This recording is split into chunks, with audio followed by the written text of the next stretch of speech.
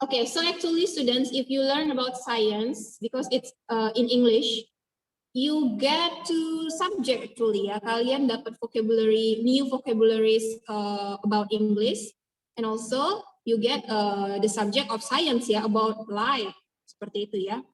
Nah, jadi ini keuntungan dan juga nanti ada hazard symbols, jadi simbol-simbol untuk hal-hal berbahaya yang ada di lab.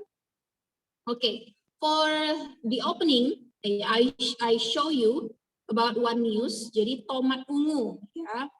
First, if you see it, maybe you will think, what kind of fruit is this? Kalau ini nggak ada judul beritanya tomat ungu, kalian bakal berpikir ini buah apa ya? From this picture. Blueberry, Miss. Blueberry, Miss. Blueberry, Miss. Blueberry. Blueberry ya. Okay, so you think it's blueberry, but actually it's purple tomato. Ya. Jadi kenapa Miss biasanya tomat warna merah kok jadi warna ungu? Nah, itulah yang disebut dengan rekayasa genetik. Oke, rekayasa genetik. Tapi Miss itu warna biru, Miss. No, it's actually purple, ungu. Jadi dia terlalu pekat sehingga terlihatnya seperti warna biru. But actually it's purple atau ungu. Apalagi kalau bagian dalamnya dibuka. Seperti itu ya. Actually, I already saw another pictures, but I just put one picture here ya. Kalian bisa searching on Google, or you can Google, browse on internet. Jadi tentang tomat ungu. Kasih aja kata kuncinya tomat ungu, terus rekayasa genetik. Nah, jadi tomat biasanya umur simpannya kalau pengalaman kalian, based on your experience, berapa lama sih bisa disimpan? Di dalam kulkas ataupun di... 21, Miss. Berapa hari? 21 day, Miss. 21 day. Beneran nggak busuk setelah 21 day? 21 day itu berarti 3 minggu. 3 minggu tomat yang kalian beli baru dari warung nggak busuk 3 minggu. Really? Yes, Miss. Yes ya. Oke. Jadi dari dipanen sampai juga ditunggu sampai betul-betul busuk biasanya memang sekitar 3 minggu ya. Jangan dihitung dengan yang bagian agak lembek-lembek ya, itu karena terbentur ya bagian tomatnya. Oke, that's good ya.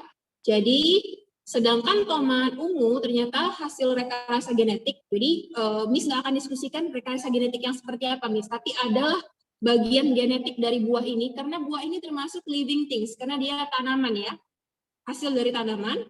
Nah, pasti ada membawa informasi genetik. Makanya kalau yang kalian tanam biji jeruk, yang tumbuh apakah mungkin buah nanas? No. No, Miss.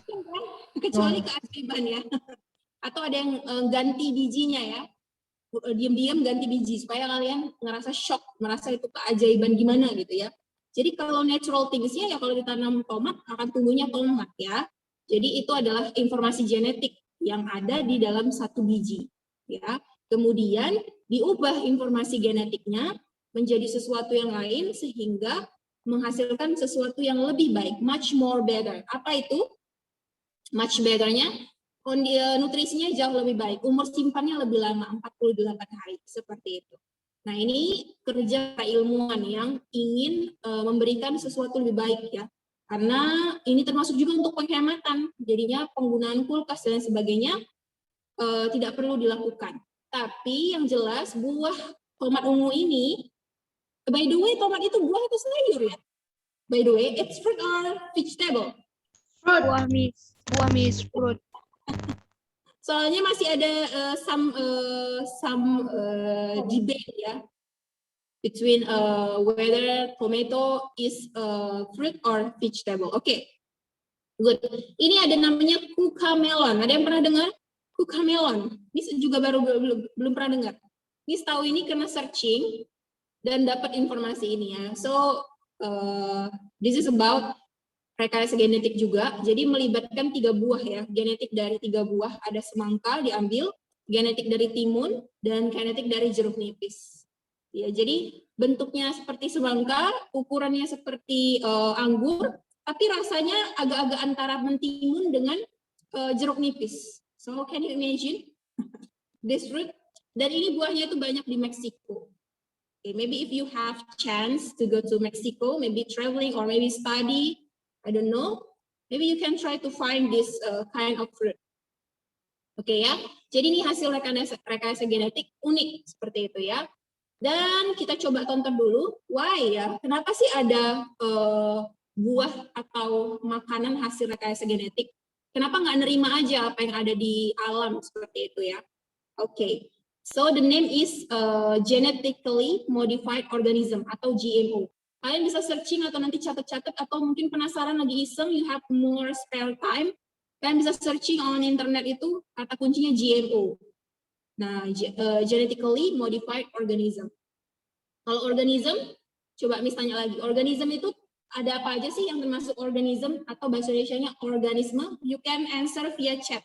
I want to know, siapa yang tahu jawabannya? You can chat.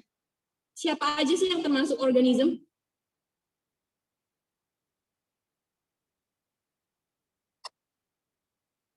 Okay. Okay, one chat coming. Gracia? Oh, virus.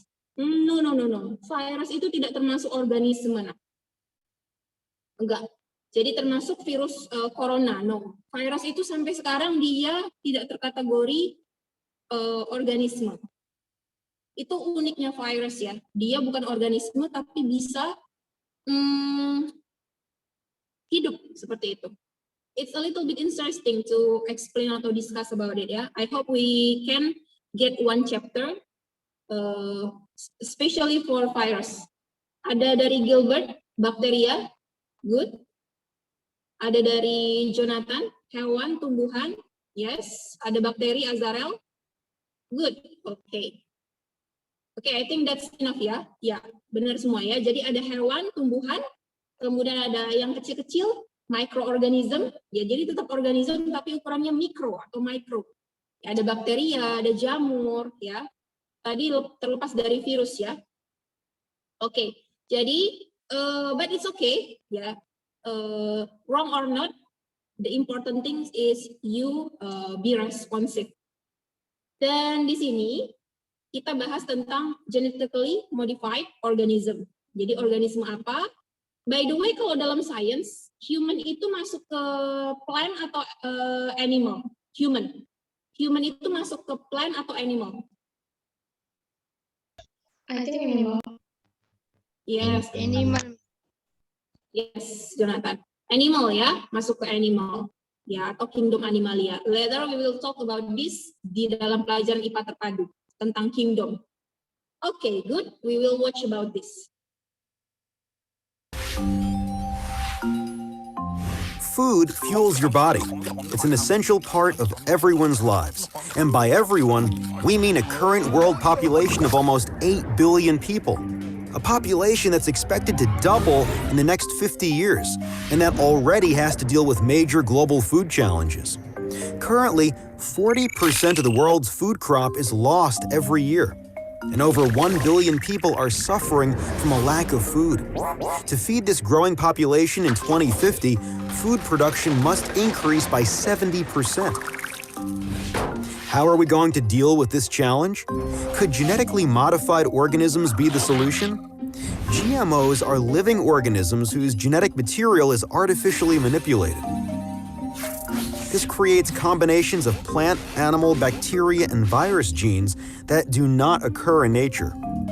For example, scientists are able to take a soil bacteria, remove its gene which produces a protein that's toxic only for caterpillars, and incorporate it into the chromosomes of corn. The technology enables us to increase our food production and make it more efficient.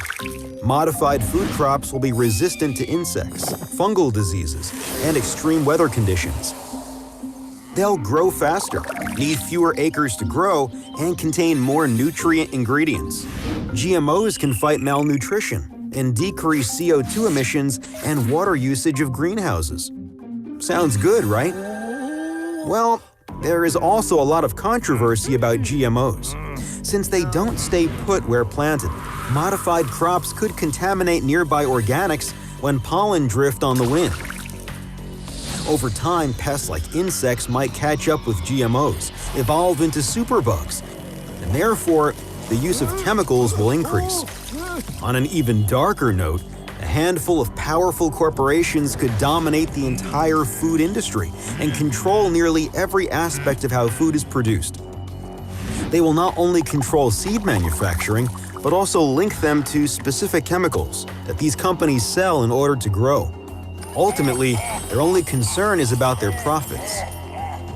So are GMOs intended to feed people and help farmers, or are they developed for financial gain? Politicians all around the world are still wrapping their heads around this question. We do need drastic measures in order to deal with the upcoming global food challenge. But do we want everything that we eat to originate from a petri dish? Or are there better solutions? Check out the alternatives to GMOs in our infographic. Oke, jadi tentang GMO, bentuknya masih kartun, tapi tadi sudah I already give you ya some example about that. Jadi ini semuanya dikerjakan di lab ya, diambil genetiknya, kemudian diubah ya, dan kemudian menghasilkan tanaman baru. Oke, kemudian so you can see here, this is purple tomato ya, purple tomato ini isinya, dan ada antioksidan dan sebagainya itu lebih tinggi. Tapi ya di sini ada pertanyaan dari Miss dan juga ada di buku kalian on your book halaman 14 yang bagian think and explore di bagian sebelah kanan ya, halaman 14 bagian sebelah kanan, think and explore. What may be some concern of consumers regarding the use of super carrot ya, karena super carrot ini juga hasil genetik ya, rekayasa genetik. Rekayasa itu kan berarti dibuat ya, misalnya merekayasa kejadian, berarti dibuat kejadian itu kan. In food products, kira-kira ada yang mau ngasih pendapat nggak? Kira-kira kalau makan hasil dari rekayasa genetik yang mana informasi genetiknya tuh udah diubah-ubah, kemudian ada yang nggak alami lagi seperti itu ya. Bukan yang real from the nature, tapi udah hasil dari lab, walaupun nanti bakal ditanam juga pada akhirnya, tapi sudah ada campur tangan lab. Nah itu gimana? Apa kira-kira concern atau kekhawatiran kalau kalian makan buah tomat ungu ini? Do you want to say something about this? Munculnya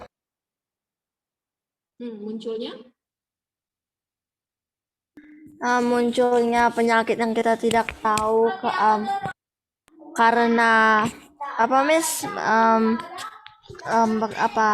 penambahan bahannya. Karena penambahan bahan ya. Oke, Gracia tadi langsung mute dia. Oke, tapi Miss sudah dapat poin dari Gracia ya. There will be a new disease ya. Before we do not see this disease, but now it appears. Oke, coba Jonathan, you raise your hand. Racunnya, Miss. Mana tahu ada racun, Miss. Dari genetik lain seperti bakteri tadi katanya kan, Miss. Yes, kan bakteri itu bisa aja ada racunnya, Miss. Oke, it's something toxic ya. Oke, that's also a good point. Ya, jadi karena ada informasi genetik yang berubah dan tubuh kita, informasi genetik itu kan bukan dari alam. Kalau dari alam itu sudah kuat ya, sudah teruji ya dari ratusan tahun dan mereka bertahan di alam. Seperti tomat yang kita makan sekarang, tomat merah itu kan sudah tumbuh dari beratus-ratus tahun lalu dan sudah teruji di alam ya, seperti itu. Mereka sudah tumbuh. Kemudian ada tanaman tomat ungu, buah tomat ungu, genetiknya diubah, kemudian kita makan. Tubuh kita juga tidak mengenali informasi genetiknya, dan kemudian bisa saja hasil perubahan rekayasa genetik dalam tomat ungu ini masih ada yang kurang sempurna, sehingga berpengaruh ke tubuh. Ya, bisa muncul penyakit baru, atau bisa juga tadi it becomes something toxin for our body. Yes, that's good point. Jadi juga bisa allergic reaction ya. Jadi ada reaksi-reaksi alergik. Karena tadi semuanya berkaitan dengan DNA atau genetik. Genetik itu kecil, tapi pengaruhnya besar sekali ya. Look at your face. Hanya wajah aja coba lihat. Itu adalah warisan genetik from your parents. Jadi kecil, tapi pengaruhnya besar untuk hidup kita ya. Okay, and then maybe disease ya, you can say cancer. Kemudian ada tadi berkaitan dengan bakterial, ya. Jadi tubuh kita tidak mengenali bakteri juga bahaya. Kenapa tubuh kita bahaya kalau nggak mengenali bakteri yang masuk? Bakteri jahat ya, I mean. Ada yang tahu alasannya? Someone say to you, kalau tubuh kita nggak mengenali bakteri jahat, it will be dangerous for us. What's the reason? Karena Maybe tubuh kita kan nggak pernah mengalami penyakit itu sebelumnya, jadi belum ada antibodi yang kuat. Itu Christabel ya? Yes, Miss. Oke, that's good point. Benar. Jadi kalau tubuh kita resisten terhadap bakteri, berarti nantinya bakteri masuk, nggak ada yang melawan, sudah akhirnya sempat berkembang biak secara masif, secara menjadi banyak ya, termasuk kayak virus ya, coronavirus. Kenapa perlu vaksinasi? Agar tubuh kita kenal duluan sama virusnya. Seperti itu ya. Biar siap nanti ketika virus yang ada, karena kan vaksinasi itu virusnya sudah dijinakkan ya. Jadi it's not as dangerous as the virus in the real time ya. Okay. Miss, I want to ask, Miss, Aliza, you can. Where is Corona come from, Miss? Oh, it come from, actually I don't know also ya, because many controversy ya, banyak versi juga about where it comes from. Tapi yang jelas it's related to circulatory system, ya sistem pernapasan. Dan kalau merebaknya awalnya dari China, berarti itu memang awalnya memang dari China, tapi dari lab kah atau dari apa kalau dikatakan tempat hewan liar ya? Karena ada yang mengatakan tempat hewan liar yang ada di Wuhan, ada yang dari lab ya di Universitas Wuhan. Many option about that, tapi yang pasti itu memang berasal dari awalnya pandemi itu dimulai di Cina ya, dari bulan Desember, kemudian ketahuannya bulan Januari. Seperti itu. Tapi exactly-nya dari mana lokasinya di bagian Wuhan itu, I still don't know about that ya. Banyak versi about that. Oke, dan juga ini ya, how does science benefit our life? Jadi menguntungkan hidup kita dari segi apa? You can see here, misalnya ada pembangunan waduk ya, and where ya, dibangun seperti di Ontario, USA. Kali di Amerika ya. Ini untuk mencegah banjir. Jadi dibangunnya waduk ini atau bendungan ini untuk mencegah banjir ataupun untuk suplai air seperti itu ya. Itu juga penting. Kemudian ada transportasi seperti misalnya Shinkansen ya. You can find it in Japan. It's very fast. Jadi kalian bisa menghemat waktu ya. Jarak 320 km, you can reach it just by 1 hour. Nah, itu tentang saintis. Jadi yang baru disebutkan tadi waduk, kereta cepat, seperti itu. Itu semua adalah disebut teknologi. So, apa itu teknologi? The application of scientific knowledge, itulah disebut dengan teknologi. Jadi, kita sudah bicara tentang scientific method. Ya, metode. Kita tahu metode ilmiah. Jadi, semua metode ilmiah, kalau berhasil, terus mendapatkan kesimpulan, itu bisa diaplikasikan untuk kehidupan sehari-hari dalam bentuk teknologi. Oke, teknologi itu bukan hanya berkaitan sama yang melibatkan listrik ya. Mungkin kalian cuma berpikir teknologi is about gadget, laptop, like that, television, ya, maybe a plant. Pembuatan waduk saja kalau dia sudah melibatkan scientific method, ya, ada dibangun mungkin berapa tingginya, ada melibatkan juga fisika. Harus diingat ya, sains itu adalah 3 subjek utamanya apa aja? Sains berisi pelajaran apa aja sains? Fisika, kimia, Fisika, kimia, dan biologi. Ya, that's very correct ya. Fisika, kimia, biology. Yes, good point. Oke, jadi itu ya disebutnya. Please remember about this definition. Ya, aplikasi dari ilmu ilmiah ya. Pengetahuan ilmiah disebut dengan teknologi.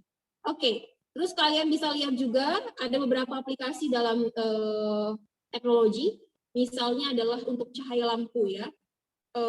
Salah satunya LED ya. Dulu tidak ada LED, tapi makin hari dikembangkan bagaimana cahaya lampu itu cakupan penerangannya itu bisa berapa meter seperti itu ya.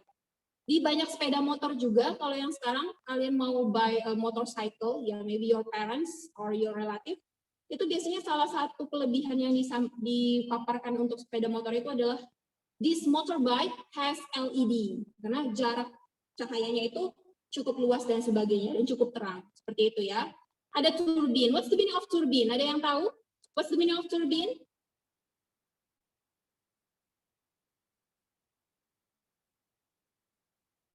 Hello guys, can you hear me? Yes, Miss. Yes, Miss. meaning of turbine. Kipas. Pengantar listrik, Miss. Yes, that's right. Ya, siapa tadi yang jawab barusan? Azarel, Miss. Okay, thank you Azarel. Yes, itu seperti kincir ya, kipas, yes. Ya, jadi kincir angin, you can say it also turbine ya, atau kipas yang ada di bawah kalau mesin, you can say also it's turbine. Thank you. Kemudian ini ada teknologi lain yang diterapkan dalam bidang konstruksi ya. Jadi teknologi itu nggak hanya soal gadget, laptop dan sebagainya, bisa tadi berkaitan dengan water supply, berkaitan dengan transportation, berkaitan dengan energi, dan juga berkaitan dengan construction. Contoh misalnya ada sebuah gedung, ya gedung. Untuk ini mau dibangun rel, karena memang ini jarak terdekat. Terus, okay, I will make this picture bigger ya. Wait for a moment.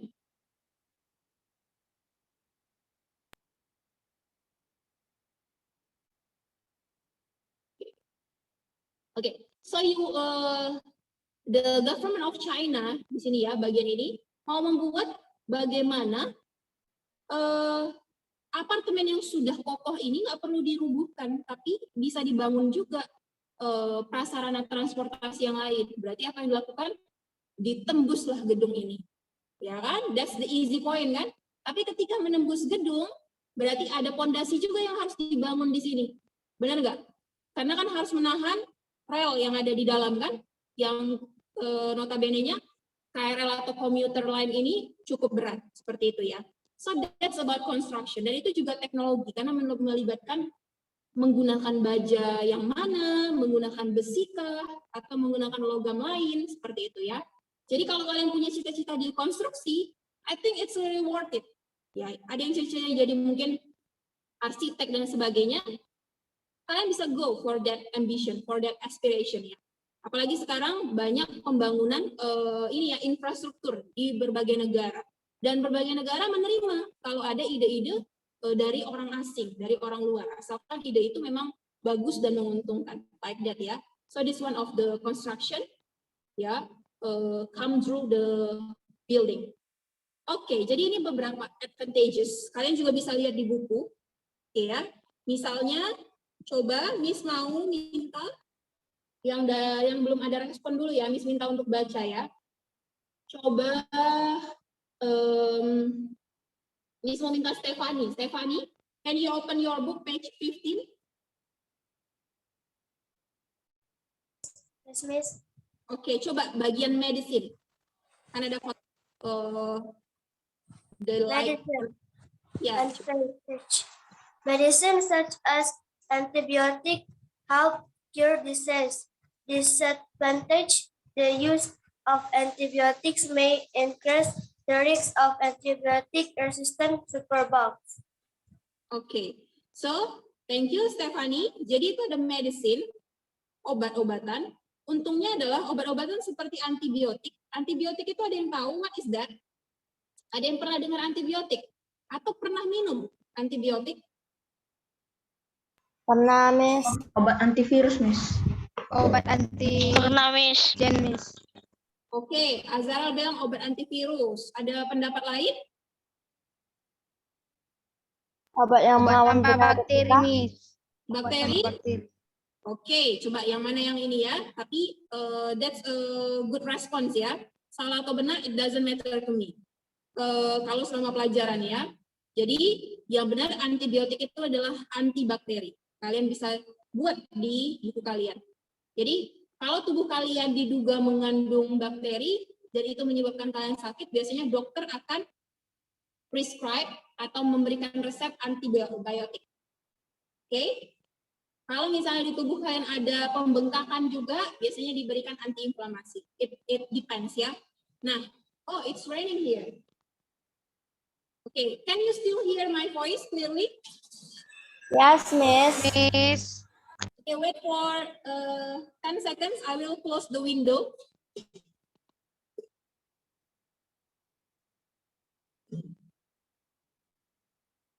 Oke, jadi itu antibiotik ya.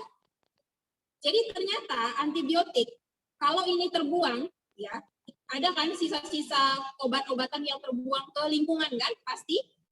Kemudian termakan ya, atau terbawa di tanah, sehingga termakan oleh bugs atau serangga. Serangga itu jadinya mengkonsumsi zat baru, dan itu membuat dia resisten terhadap bakteri. Jadi bisa menciptakan namanya superbugs. Maybe you already sometimes you watch a movie kan tentang zombie or maybe about a monster, super monster, ya kan? Yang nggak sengaja makan limbah atau mengkonsumsi limbah hasil penelitian dan lain sebagainya kan? Dan mereka tiba-tiba jadi kuat, tidak terkalahkan. Even though it's fictive, tapi pada nyatanya itu terjadi sebenarnya. Tapi tidak sedramatis yang ada di movie. Di movie kan dramatis ya namanya juga untuk ini ya, for entertaining kan. Tapi what you saw in the movie actually is a little bit imagination atau penggambaran tentang hal ini. Okay, thank you.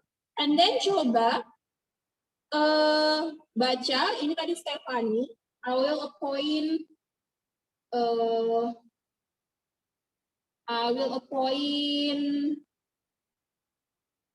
wait ya. Gilbert Fabio. Gilbert Fabio, can you hear me?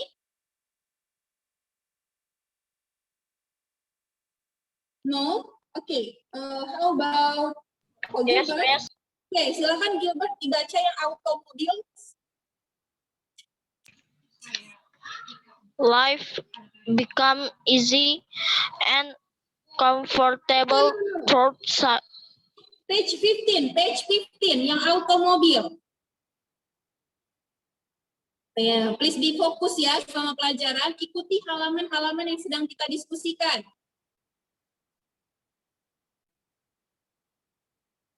Ketemu automobil.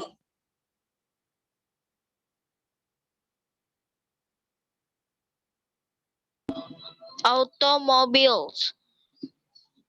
Automobiles allow the transport of people and things from one place to another quickly.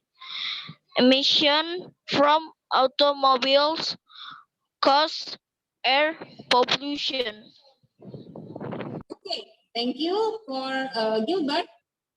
Okay, jadi itu tentang kendaraan atau transportasi ya, membawa seseorang cepat dari satu tempat ke tempat lain. Kalau dulu pakai kuda, walaupun cepat tetap terbatas kan, pakai unta, pakai apalagi keledai seperti itu ya, atau berjalan kaki. Nah, tapi walaupun ada berkaitan dengan waktu tempuh, ada ketidakuntungannya yaitu emisi. Apa itu emisi? Ada yang pernah dengar? Kira-kira kalau dengar emisi, kata kunci yang lain kalian ingat itu apa? Bahan bakar, Miss. Bahan bakar. Yes, that's right ya. Kalau emisi, kata kuncinya pasti bahan bakar. Dan itu adalah zat buangan. Jadi zat buangan ini menyebabkan polusi udara. Jadi itu ya, ada keuntungan tapi ada juga ketidakuntungannya. Seperti itu. Coba baca yang terakhir untuk yang halaman page 15. Coba I want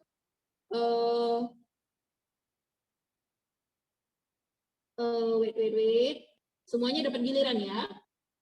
Just wait for the moment. Oke, Michelle. Coba Michelle Holly. Michelle, do you hear me? No? Oh, Tengku Nazma also join ya. How about Ben? Mereka videonya non-aktif. Ben? Oke, no respon. Anugrah. Anugrah, coba baca yang bagian styrofoam. Page 15.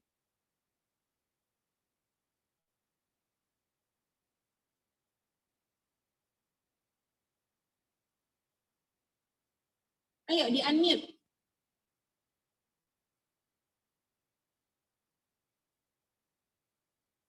Can you find it? It's 15, 15 ya nak? Ah, salah. Salah halaman ya. I say 15, not 50.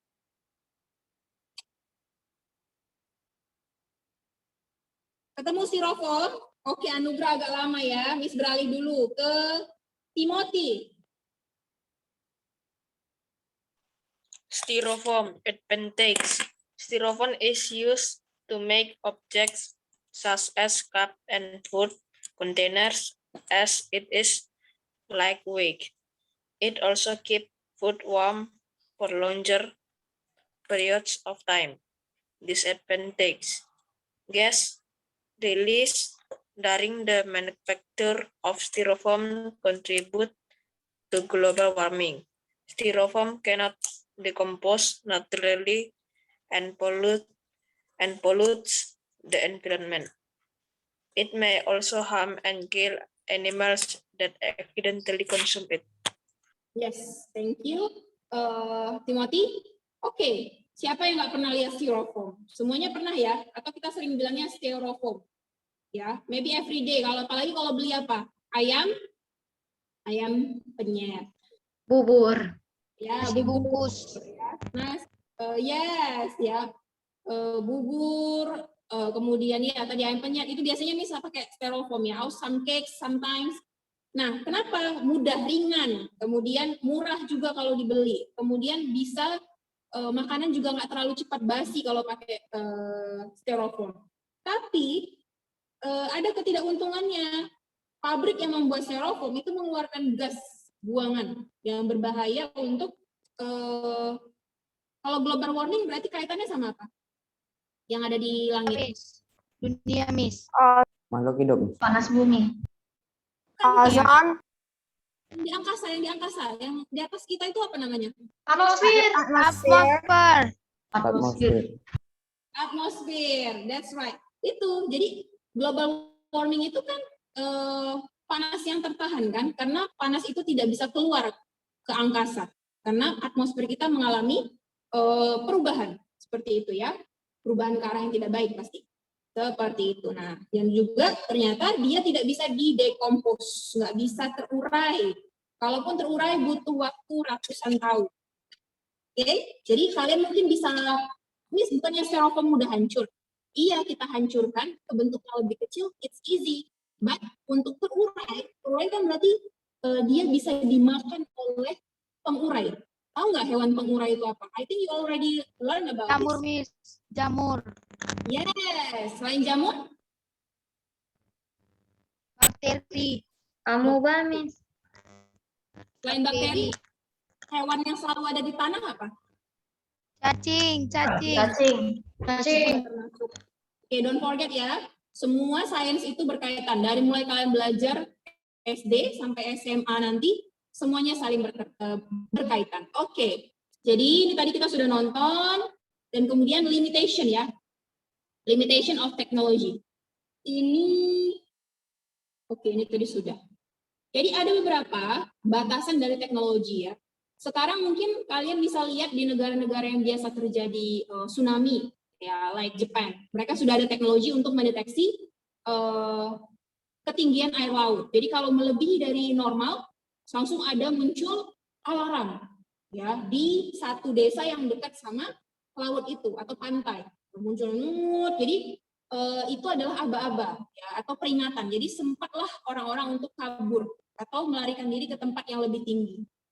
Nah, tapi teknologi hanya bisa digunakan untuk tadi memprediksi kapan datangnya bencana. If we talk about disaster. Tapi kita tidak bisa mencegah atau menghentikan bencana itu terjadi. That's right. Ada yang tahu nggak berita-berita atau masih ini ya, masih pembicaraan di para ilmuwan ya bahwa nanti ada tsunami besar in Jawa, di Jawa. Ada yang pernah baca beritanya? Yes, Oke. Jakarta akan tenggelam tahun 2030 atau 2050. Have you ever heard about that? Ever, Miss. Miss. Ever, Miss. Kemudian prediksi lagi ya, ada prediksi bahwa tingkat polusi udara di Kota Medan akan menyusul Jakarta. Jadi nanti langit kita itu kayak langit Jakarta ya, berkabut terus. Padahal lagi nggak kabut, itu bukan kabut dari awan ya. Kabut itu kan awan yang rendah kan. Itu adalah sebenarnya polusi udara. Ada yang pernah baca tentang itu? Not that one. Oh, that one. Okay. Coba Jonathan, you raise hand. What do you want to say? Miss, saya pernah nengok juga Miss perkiraan prediksi Miss. What is that? Maybe galaksi Andromeda dan Bima Sakti akan tabrakan.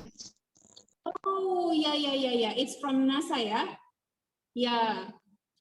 Itu juga salah satu prediksi karena mereka mengukur ya jarak orbit dan lain sebagainya. Yes, dan juga ada juga terkait prediksi bahwa Mars bisa jadi planet untuk manusia ditinggalin karena meneliti kandungan sekitar dan sebagainya. Itu ya, jadi banyak hal untuk mempredik natural disaster, tapi kita tidak bisa menstop apa yang terjadi seperti itu. Jadi hanya untuk reduce the loss of lives and the number of casualties. Okay, this is about lab ya. What you can see on the screen, ini adalah lab yang hancur akibat ledakan. Oke, kenapa Miss bisa meledak? Nah, pasti ada human error. Ya, human error. Karena alat itu kan berfungsi yang menggunakan kan manusia. Oke, so manusia harus cek terus-menerus ya. Seperti misalnya ada korslet listrik di rumah kalian. Please also be attention about that ya, be attentive. Contoh kalau kalian men-charger handphone, kalau sudah tidak dicolokkan lagi, cabut chargernya semua. Jangan hanya ujung chargernya aja yang dicabut. Itu juga bisa tiba-tiba nanti bisa korslet. Yes, cabut semua, bisa boleh sekali doang. Yes, ini contohnya ya, I give you example. Karena pernah kejadian nih, you pull out this, udah ditinggalin aja, tapi masih nyolok kepala chargernya di bagian electrical source ya. Oke, also. Apalagi mungkin saat banyak lightning atau petir. Nah, di lab, kalau kalian adik-adik jadi scientist, ya, definitely you will go to lab. Kalau saintisnya berbasic biologi, fisika, kimia, itu pasti juga akan ke lab. Seperti itu. Nah, jadi kita harus mengetahui apa? Fungsi dari masing-masing alat, atau bahasa Inggrisnya adalah aparatus. Coba buka buku kalian. Halaman 17. Di situ ada kata-kata apparatus. Di mana kata-kata apparatus itu? Di halaman 17 di bagian bawah sebelum Robert Bunsen. Ketemu nggak? Being familiar with scientific apparatus. Ketemu? Yes. Oke. Yes, Miss. Scientific apparatus and materials. Miss tambahkan materials. Materials itu artinya bahan. Bahan lab ya. Jadi bukan hanya alat, tapi bahan juga kalian harus mengenali. Ya. Sehingga kalian bisa melakukan eksperimen dengan aman. Oke. Nah, ini yang kalian lihat. Ini sudah ada di lab kita ya. Yang sudah ada di lab kita itu yang ini. Namanya Bunsen ya. Kalian ini menggunakan, namanya nanti adalah spiritus, ada cairan. Seperti bahan bakar minyak. Ya, tapi it's not ini ya. It's not fuel. Dan ini menggunakan gas, tapi prinsipnya sama. Namanya adalah Bunsen. Dan Bunsen ini yang menemukan adalah this one, Robert Bunsen. Jadi kalau kalian menemukan sesuatu, biasanya namanya akan menyesuaikan dengan nama penemu. For example, misalnya Sheva Matthew, ya, berarti nanti bisa jadi nama alatnya Matthew Glass, seperti itu ya. It depends on your name. If you want to, kalau mau, seperti itu ya. Nah, jadi ini adalah seorang ahli kimia, ya, dia menciptakan juga Bunsen, seperti itu, dan dia sudah berapa kali itu kena accident di lab. Sampai akhirnya dia buta di salah satu matanya karena ada ledakan, explosion di lab. Nah, jadi terluka di lab itu bisa terjadi kalau tidak ada prosedur yang layak. Oke? Jadi be careful. Nanti kalau sudah pandemi berakhir dan kalian masuk lab, itu juga perlu hati-hati ya, seperti menggunakan cutter, juga berinteraksi, ngobrol-ngobrol, menjatuhkan alat yang terbuat dari kaca, seperti itu ya. Oke, jadi ini some lab safety rules that you need to know. Pertama yang pasti dress properly. Dressnya yang properly seperti apa? Using this lab coat, sarung tangan, goggles, ya. It's not goggles, yeah, sorry, goggles. And then if you have long hair, please tie it. Oke, kemudian pakai sepatu ya. Karena kalau ada cairan yang tidak sengaja jatuh dan itu berbahaya, itu bisa terlindungi ya, tidak langsung mengenai kulit. Ya, ada yang pernah dengar asam keras? Have you ever heard about strong acid? Pernah berita-berita itu? Coba, what have you ever heard about asam keras? Acid, ya, Miss. Yes. Ada yang Kalau bisa? kena kulit bisa mengikis, Miss. Yes, that's right. Kalau kena kulit bisa membuat kulit kita melepuh. Seperti itu ya. Oh, it's very dangerous. Kalau intinya berarti kalau kita berinteraksi dengan asam atau zat seperti itu, Miss bisa nggak usah pakai zat itu. Terkadang ya karena Miss kimia USU, memang ada judul-judul praktek yang kita memang harus pakai bahan-bahan yang berbahaya itu seperti itu. Dan satu lagi yang perlu adalah masker ya, masker. Oke, itu penting. Bukan hanya karena COVID-19, tapi memang di lab itu you must wear face mask. Oke, jadi tidak ada makan dan minum juga di lab. Karena kan yang ada di sekitaran itu adalah gas-gas yang bukan hanya oksigen dan karbon dioksida, tapi berbagai jenis chemical yang lain juga banyak. Oke, kemudian kalian juga ini yang penting ya, identify hazardous materials from beginning lab. Ya, jadi bahan-bahan berbahaya tandanya kan ada, itu juga harus dikenali.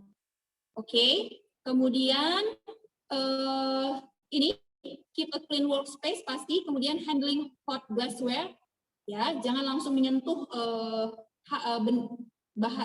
alat-alat yang terbuat dari kaca atau besi yang itu dalam keadaan panas. Jadi tetap jangan langsung digenggam tiba-tiba, tapi harus test the water ya, harus dicek dulu. What is the temperature? Seperti itu ya. Clean up, dan ini handle glassware carefully. Okay, so can you imagine if you work in this kind of laboratory? Ya. Jadi ini ada bahan-bahan, kalian bisa nyimpan bahan-bahannya di sini, tapi ada tanda di masing-masing bahan. Ada yang nggak berbahaya sama sekali. Kemudian ada alat-alat, maybe you can see here. Ya, ini salah satu alat. Ini water bath namanya. Jadi kalau ingin memanaskan sesuatu di sini. Kemudian ini alat juga penyimpanan. And then ini juga ya, ini alat ya yang di belakang kaca ini, yang di belakang botol ini. Oke, Gracia, you raise your hand. Do you have any question? If we're talking about space, we also have some labs, Miss. Oh, space ya. Yes, because if you go like this, if you work at NASA, actually you go to the space. Space ini luar angkasa maksud kamu kan, Gracia? Yes. Yeah, actually you will take sample kan? Take sample there. Kalau misalnya tujuannya adalah planet atau maybe you need to get to one asteroid, ya misalnya kalian ke asteroid tertentu untuk mendeteksi mineral apa yang dikandungnya, atau maybe the moon, bulan, tapi mungkin nggak ke matahari. Mungkin nggak? Mungkin nih. Mungkin. No. I know it. Baru jarak berapa kilometer aja udah kebakar. Hey guys, kita berapa jaraknya berapa jauh sih dari matahari? Itu aja kita udah, it's so hot, Miss. Kalau mataharinya lagi terik ya, apalagi udah semakin dekat ya. No, matahari hanya bisa dideteksi itu dari jarak ratusan kilometer, dan itu hanya untuk melihat sisi-sisi ledakan di bagian luarnya ya. Jadi kalau ada explosion karena suhu panas dan sebagainya. Oke. Come to the Gracia's question. Jadi kalau di space bisa ngambil data juga, misalnya data orbit planet itu nanti dibawa datanya. Nah, datanya dibawa kemana? Ke lab juga ya. Jadi labnya adalah lab yang memang laboratorium yang seperti ini, atau labnya adalah ada lab komputer atau lab pendataan. Nah, kalau dia sampel, misalnya ngambil batu atau ngambil another things. Nah, itu baru dibawa ke lab untuk diteliti di bawah mikroskop atau di bawah alat yang lain. Oke, to check the content. Oke, Gracia? Okay, Miss. Oke. Oke, ini beberapa tanda. Please open your book, page 19. Ketemu? Ready, Coba. Miss. Untuk yang kita punya waktu, it's 8 minutes ya, karena batas kita kan jam 2, 8 minutes. Coba untuk yang flammable, Echo, coba baca, flammable itu apa ya maksudnya? Coba based on your book, apa maksudnya flammable? Yang bisa terbakar, Miss.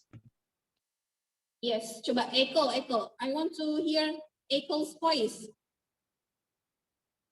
Please unmute.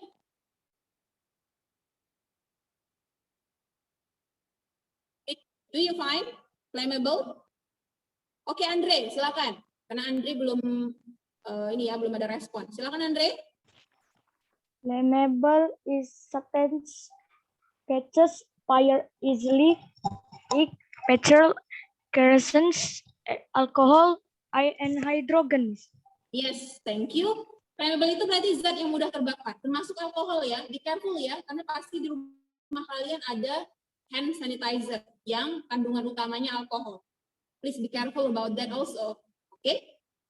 Nah, kemudian ada petrol, ya bahan bakar, makanya jangan merokok saat mengisi bensin, contohnya seperti itu ya, karena mudah catch the fire. Thank you. And then we go to yang gambar tengkorak, this one, the school sign. Coba yang belum ini adalah Raihan. Coba Raihan. Toxicity substance causes harmful effects to the body when breathed in, swallowed, or upon contact with skin. Examples: cyanide, mercury, carbon monoxide, chlorine. Yes, thank you, Raihan. Nah, itu adalah zat-zat yang mengandung racun. Jadi hati-hati kalau menghirupnya. Dia nggak mudah terbakar, tapi atau ada juga zat yang mudah terbakar juga bahaya untuk dihirup ya. Jadi jangan sampai kalian ketemu namanya zat namanya cyanida ya di lab. Ya, one day you go to lab kan. Kemudian kalian hirup kayak ngirup parfum. Wah, it's dangerous ya. So please use your mask kalau yang seperti itu, masker. Nah, contohnya adalah klorin. Nah, yang paling sering di kehidupan kita. Klorin itu terkandung di zat pemutih baju. Pernah ada yang pakai zat pemutih baju? Yes. Mereknya Baiklin. Kira-kira baunya ingat nggak waktu kalian masukkan itu, tuangkan ke ember atau wadah yang lain? Kemudian kalian menyium bau menyengat nggak dari? Yes, Miss. Berbusa, Miss. It's not really pleasant kan? Nggak enak kan, menyengat. Nusuk, Miss. Yes, that's right. Ya, karena pemutih pakaian itu mengandung zat yang namanya klorin. That's why the smell is really like how to say, make your nose become sick. Okay? Okay, I think just 2 things about this ya yang bisa Miss jelaskan dulu. Nanti kita akan continue. You can read it because our time is not enough. Okay, any questions so far about this? Miss. No, Miss. No, Miss. Simon also tidak ada tugas. Oh, Gracia, yes. In our book, we've more focused learning about like kimia, Miss. No. It's actually all ya. Ada biology juga, ada fisika juga. Nanti setelah ini kalian bahas fisika ya, yang chapter 2. Karena kalian belajar science, sama kayak IPA terpadu. IPA terpadu itu gabungan 3 mata pelajaran. Terjawab Gracia? Yes, Miss. Okay, thank you all for today. Thank you so much for your response. Okay, I think I can end this meeting. Thank you so much. Bye-bye. See you. Happy holiday for Super. Bye. Bye, Miss. Miss. Miss.